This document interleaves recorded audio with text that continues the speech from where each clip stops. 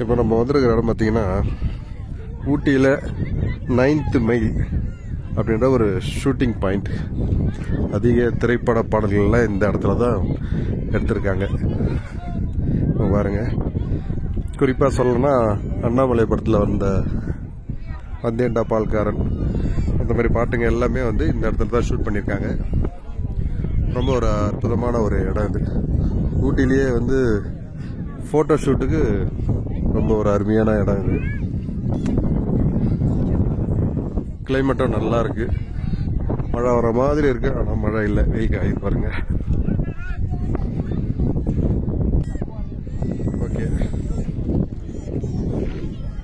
இந்த மேட்டில் பார்த்தீங்கன்னா மரங்களே இருக்காது, ஃபுல்லாக புல்வெளி தான் இருக்கும்.